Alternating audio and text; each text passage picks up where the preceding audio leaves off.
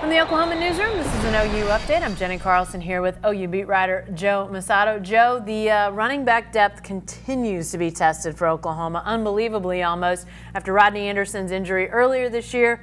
Another injury, Marcelius Sutton, gone for the year.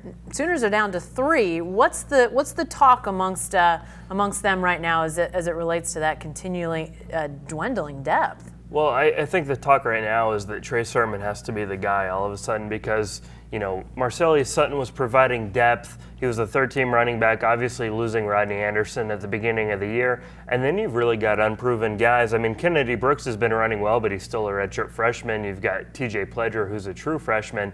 And Trey Sermon, he's the guy in that backfield, and I think that's why on Saturday we saw him carry 26 times for 206 yards.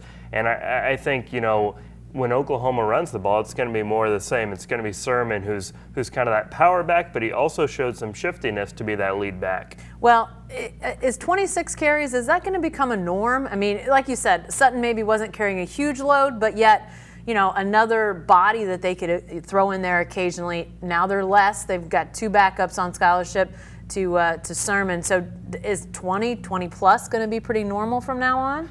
Yeah, I think 20 might be more normal than 26. That's kind of a lot.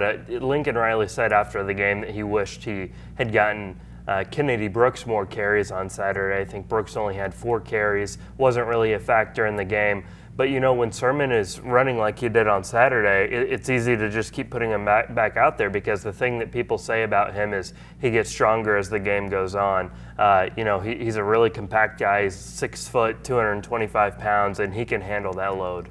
Is this year for him going to be similar to what we saw? I mean, I don't know if you can predict, obviously, but Rodney Anderson, obviously coming back from injury last year, he really became that, you know, feature back late in the year, the amount of carries.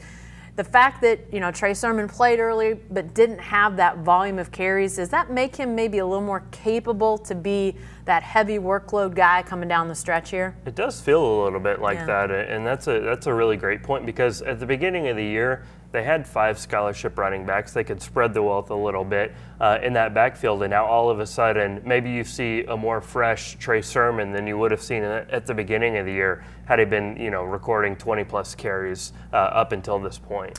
Well, we'll see how many he gets on Saturday in Bedlam. It's a 2:30 start down in Norman, ABC, if you're not headed down for the game. So be sure to stay with the best coverage team anywhere at newsok.com and every day in the Oklahoma.